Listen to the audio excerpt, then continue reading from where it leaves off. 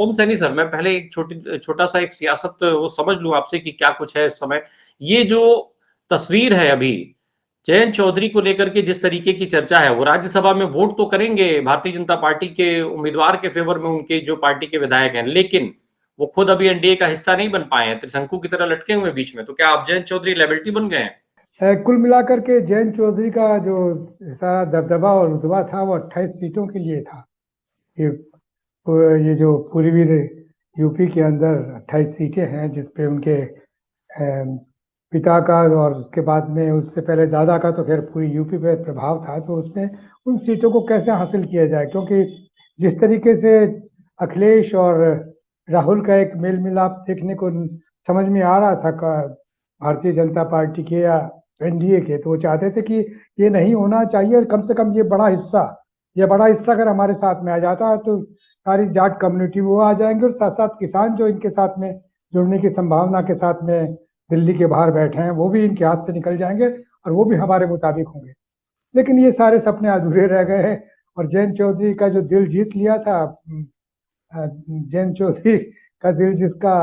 नरेंद्र मोदी साहब के लिए ये कहते हैं कि साहब उनका दिल जीत लिया था, तो वो दिल यूं का यूं रह गया। अब उनका कहीं कुछ समझ में नहीं आ रहा कि उनका क्या किया जाए, क्योंकि जिस तरह का सैलाब अभी उमड़ा है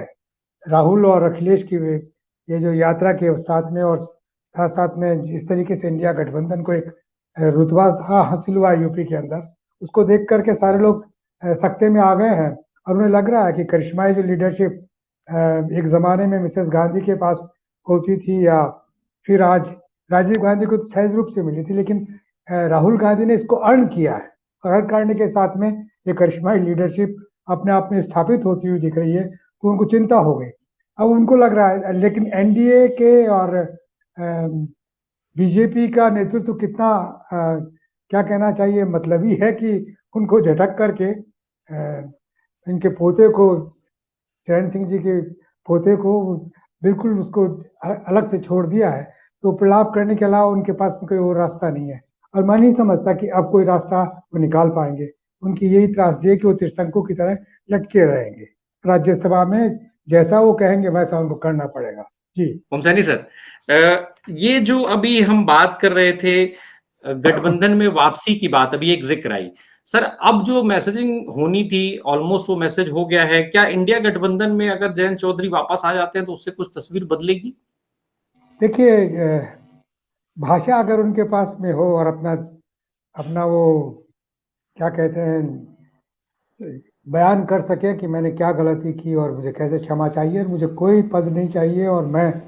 बिल्कुल इंडिया गठबंधन की मदद करना चाहता हूँ, जो कुछ मैं कर सकता हूँ वो करूँगा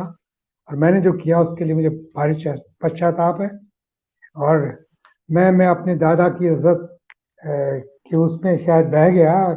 जो जिसके लिए वो खुद डिजर्व करते हैं, लेकिन जिन लोगों ने ये ये जो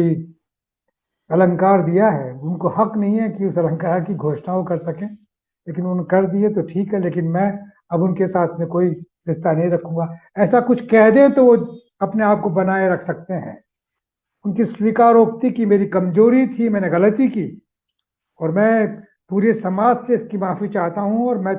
जिंदगी सारे समाज के लिए उपलब्ध रहूंगा, काम करूंगा, मुझे कोई पद नहीं चाहिए और इंडिया गठबंधन ठीक है, उसकी मदद हमें करनी चाहिए। ऐसा कुछ कह दे तब जाकर के बात बन सकती है, अन्यथा तो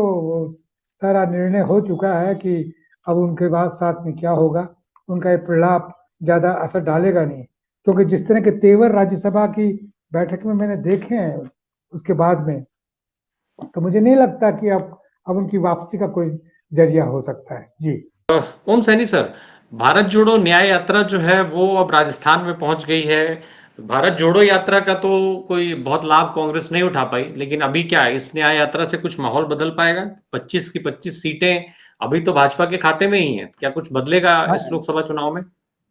राय साहब, आप गलत कह रहे हैं कि पहली वाली यात्रा का कोई फायदा नहीं हुआ। राजस्थान में सिर्फ 2.25% वोटों से सरकार नहीं बनी, अदरवाइज सरकार बनी हुई थी। वो सब उस यात्रा का और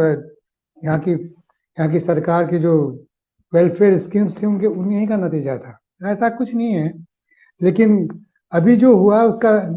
जैसे ही धौलपुर में पहुंचती यात्रा, उससे बिल्कुल पहले उसी दिन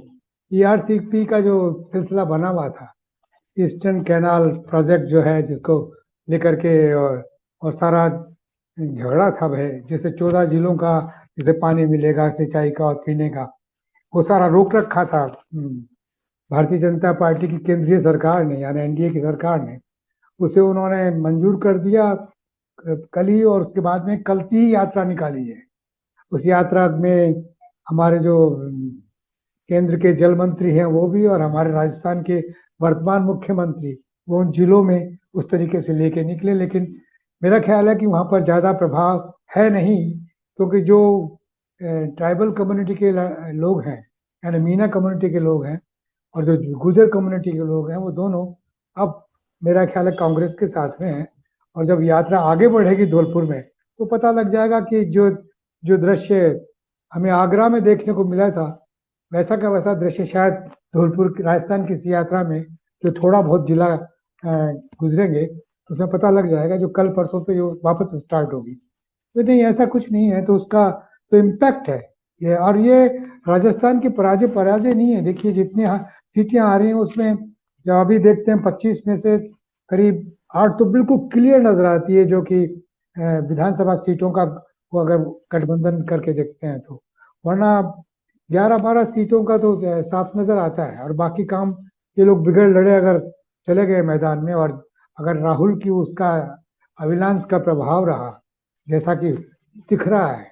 जो बिहार में देखने को मिला, जो यूपी में देखने को मिला, तो राजस्थान में क्यों नहीं देखने को मिलेगा। वैसे ही सादा और वैसे ही सच्चे लोग हैं जैसे कि बाकी जगह हैं, तो नेताओं को छोड़ करके, और वो इसी बात के साथ में आएंगे कि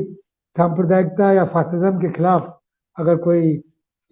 विकल्प हो सकता है तो इंडिया गठबंधन है, तो उसमें निश्चित रूप से लाभ होगा। पिछला हिसाब बंद कर दीजिए, वो जो 14 में और 19 में हुआ है वो बड़ा गड़बड़ था। अब वो हाल नहीं है राजस्थान में। अब इनको बिल्कुल इनके पास में नेतृत्व नहीं, क्योंकि हर चीज तो दिल्ली से पूछनी पड़ती है हमारे मुख्यमंत्री को, जी। सारे वहीं के सर, इंस्ट्रक्शन है। हर ओम सर, हर मैं एक चीज आपसे और पूछ लेना चाहता हूँ, फिर धनंजय सर से बाद में क्लोजिंग स्टेटमेंट लूंगा। ओम सर, यूसुफ सर, मैं ओम सर से एक बात कर लूं, फिर आप अपनी बात करिएगा। सर, वसुंधरा जी का क्या वो चल रहा है? जिस हिसाब से नाराजगी की बात चल रही थी, क्या अभी लोकसभा चुनाव अब तो सामने खड़े हैं, तो कुछ इधर उधर वाला मामला भी, कुछ सुगबुगाहट है कि वसुंधरा जी ठीक है? आज ही की खबर है कि वसुंधरा जी से कहा जा रहा है कि आप लोकसभा का इलेक्शन लड़िए। वसुंधरा जी अपने बेटे को लड़ाती रही हैं, और वो कहती हैं कि 2 बार का है, वो अब बालिग हो गया है, यानी उनके हिसाब से कि राजनीति में बिल्कुल परिपक्व है, और वो तो वही लड़ेंगे, ऐसा करके है। तो मेरा ख्याल है कि अगर वसुंधरा जी नहीं लड़ती हैं झालावाड़ से, तो समझ लीजिएगा कि राजस्थान का बाकी हिस्सा खत्म हो चुका है।